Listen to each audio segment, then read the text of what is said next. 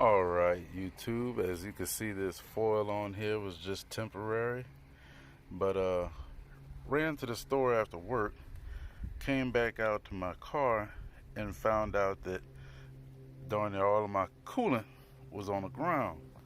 So I kind of looked around, with the flashlight. I said, man, it doesn't look like anything is out of place, wrong, nothing. Of course, I can't get under the car, but I said, what's going on? I take this off now. I saw coolant around here, so I figured it had been rising up a little bit too much, and sometimes I guess it comes out because you could see that it was dried up here, but it was still wet around here, a little bit out of here, this little spot. So I said, man, everything looked good. The car didn't overheat or anything, made it on fine. It's been driving fine, nothing, no noises, really nothing. So I said, it's got to be the cap. So we're going to try this. Filled it back up with coolant. Got it at the fill mark. And I inspected the cap. And I said, yeah, well, they say the rubber is not supposed to exceed the metal on, outward. And it is, old and just, I think this is the original one.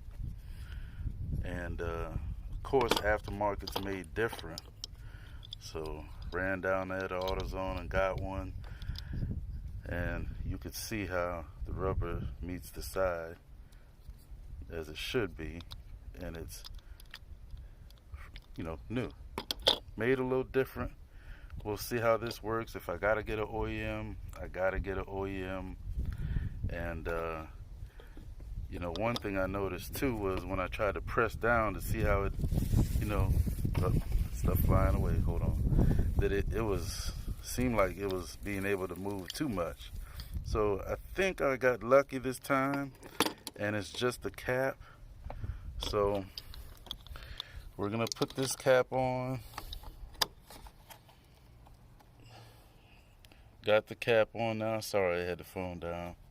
But it seems to go on pretty tight, how it should, and fit kind of snug. So hopefully this was just my only problem. I will turn the car on and we'll get a look to see what it's doing. Just a second. Thing you always look for too is to make sure the PSI rating is correct, and for me it's 18. So we're gonna turn the car on and see what it does.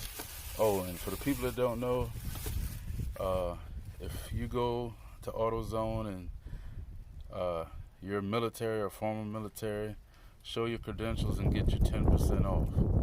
Thank me later on that. Now we're going to turn the car on, see what it does.